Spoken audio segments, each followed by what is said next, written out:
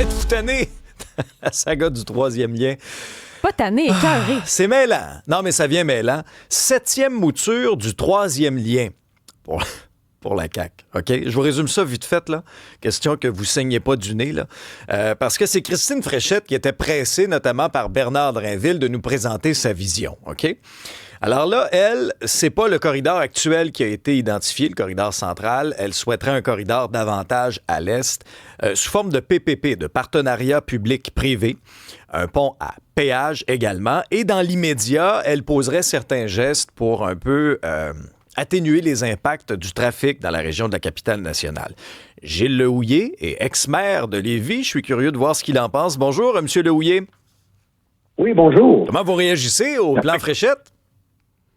Ben, écoutez, c'est assez quand même incroyable qu'une personne qui est au Conseil des ministres, qui, à un moment donné, a été solidaire pour le tracé central, et là-dessus, là, en passant, Bernard Drainville a raison, là. Lui, il doit dire, veux-tu la berlue des ministres, comme Mme Biron, Mme Fréchette, qui disent soudainement, ah non, c'est pas là le bon tracé central, alors qu'en réalité, savez-vous pourquoi ils nous ont vendu ce tracé-là? Mme Biron se promenait à Lévis, c'est ça qu'elle disait, parce que les gens étaient hésitants. Souvenez-vous, à Lévis, les gens disaient, mais comment ça que c'est pas dans l'Est? Alors, à un moment donné, qu'est-ce qui est arrivé? C'est que là, Mme Biron, M. Drainville aussi, il nous disait, non, on a regardé tous les scénarios possibles et imaginables, et jamais un projet dans l'Est ne pourrait être justifié considérant la longueur et les coûts qui y sont rattachés. C'est la raison pour laquelle c'est le seul tracé possible qui rendrait la réalisation possible. Alors, soudainement, on nous arrive et on nous dit, oups, elle annonce plus ça. Alors, Mme Fréchette tient exactement le même discours que François Legault dans les dernières années. L'ambiguïté totale. On ne sait plus où on s'en va. Et moi, dans le fond, savez-vous depuis quand je savais que le projet de lien autoroutier ne se réaliserait jamais avec la CAQ? C'est à partir de 2020. Oh. À partir de 2020, le rapport du BAP, qui est quand même un bureau très crédible, bureau d'audience publique en environnement, souvenez-vous, qui avait eu à faire l'analyse du projet de tramway. Est-ce que le projet de tramway est justifié? Vous vous souvenez de ça? Ce rapport-là, on tente de l'oublier, surtout de la part d'une certaine gauche. Pourquoi on tente de l'oublier? Parce que le projet, la conclusion était la suivante, on disait, le projet de tramway, là, il ne peut pas se faire sans qu'on y ait intégré le lien autoroutier et le transport collectif qui pourrait l'accompagner. Sinon, le tramway à lui seul n'est pas justifié dans le contexte actuel et c'est la raison pour laquelle on ne va pas de l'avant, on ne recommande pas la réalisation du tramway. Alors, le gouvernement de la CAQ a regardé le chaos le plus total. Ils vont de l'avant avec le tramway. Le financement fédéral n'est pas encore attaché, donc c'est eux autres qui vont être poignés avec la facture. Et pour réaliser la part modale de 3 % du transport collectif, de l'automobile vers le transport collectif, parce que c'est ça, la totale, il faut investir 15 milliards, non seulement dans le tramway, mais dans un tunnel sous-fluvial Québec-Lévis. Et là, on pourrait réussir à aller chercher du transfert intermodal. Ce que je veux juste dire par là, c'est quelle farce monumentale quand le gouvernement nous dit on va réaliser un lien autoroutier qui est accroché nulle part, qui n'est pas intégré nulle part. Le seul effort valable qu'avait fait le gouvernement, là, c'était en 2021. Vous vous souvenez quand ils sont arrivés avec le réseau express de la capitale, incluant le tramway, le lien autoroutier, où là, tout était comme intégré ensemble. Non, mais là, c'est plus et ça, on savait, par exemple, qu'on allait traverser de centre-ville à centre-ville et on savait qu'on allait avoir une espèce de rampe de tramway de métro qui partait de Lévis, qui allait être connecté avec le tramway à Québec. Mais là, c'est plus ça, là. Il n'y a plus rien. Ce projet-là n'est accroché nulle part et il est accroché nulle part depuis 2020.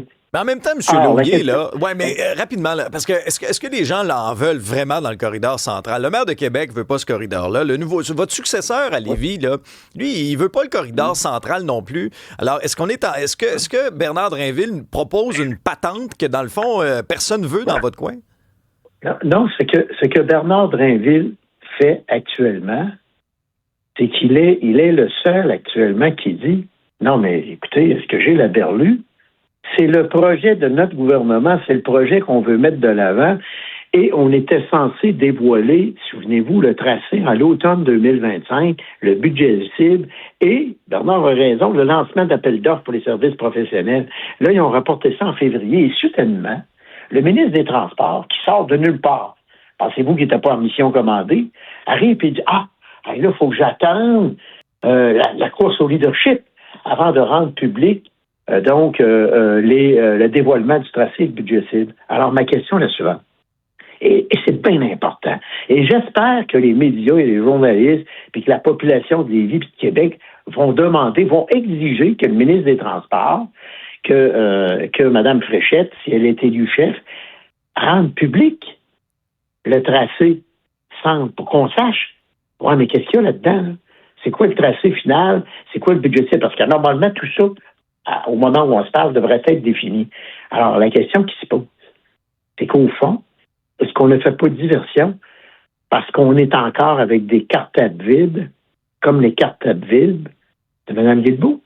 Parce que dans ce probablement cas-ci, ça qui est en train d'arriver. Ouais. Dans ce cas-ci, M. Louillet, dans ce cas-ci, là, avez-vous l'impression, dans le fond, qu'on vous a, prêtez-moi l'expression, bullshité au fil des ans, vous avez été maire très longtemps, là, qu'on vous a compté fleurette, puis que dans le fond, là, vous verrez jamais ça de votre vivant, ce projet-là? Non seulement on nous a déclaré fleurette, mais on a créé, dans la région de la Capitale-Nationale et de la région de Chaudière-Appalaches, on a créé le chaos le plus total dans la mobilité. Et c'est ce qui fait que les dossiers n'avancent pas. C'est incroyable le bordel qu'on a mis au niveau de la mobilité. Pourquoi? Parce qu'on n'a pas su dégager une vision d'ensemble. Comment on fait l'interconnexion d'un réseau autoroutier avec le transport collectif en y ajoutant du transport collectif? Et là, on est rendu, imaginez-vous, moins loin que les libéraux l'étaient en 2018. Souvenez-vous, lorsqu'ils ont annoncé 5 corridors possibles pour un lien autoroutier entre les deux rives. C'est les mêmes corridors qu'aujourd'hui. Alors, on n'a pas avancé d'un iota. Et qui plus est, on a créé le chaos. Et là, Mme Fréchette nous arrive, et elle dit, moi, il n'y a pas de problème. Ils vont être dans l'Est. Mais attention, il y a des conditions. Il ne faut pas que les coûts soient élevés, etc., etc. Or, le tracé Est, ce sont les ministres du gouvernement, dont Mme Fréchette, dont Mme Biron, qui défendaient ce corridor central en disant c'est la seule façon de réaliser un lien autoroutier, sinon, il n'y en aura pas du tout. Les coûts ne seront jamais justifiés si c'est à l'Est. Je ne sais pas si vous me suivez. C'est effrayant comment on se fait rouler dans la farine. Et surtout... Et comment des gens qui s'y... Alors, ça veut dire que Mme Fréchette, au Conseil des ministres, n'a pas fait sa job. Elle n'a pas fait sa job. Parce elle a vendu le corridor central. Alors, de ce point de vue-là, c'est qui la personne la plus honnête face à ce qui se passe? Moi, je pense que, c'est plate ce que je vais vous dire là, mais je pense que c'est M. Drainville qui est le plus honnête, parce que lui, au moins, il maintient une position qui a été celle qui a été prise par l'ensemble de ses collègues. C'est épouvantable. Et là, j'ai un dernier point. Essayez de vous imaginer maintenant les députés de Chaudière-Appalaches. Et Dieu sait que vous le savez comme moi, à quel point Chaudière-Appalaches et la région de Québec, c'était caquiste au bout, là. Au bout. Là, maintenant, il ne reste plus un caquiste, ni à Québec, ni à Chaudière-Appalaches, là. Mais pourquoi ils étaient aussi caquistes? Parce qu'ils croyaient en ces députés-là. C'est incroyable, ces députés-là, qui étaient contre, dont la plupart étaient contre le tracé central. Comment eux autres aussi, aujourd'hui, avec l'annonce de Mme Fréchette, se font rouler dans la farine? Imaginez-vous la députée de Bellechasse. Ouais.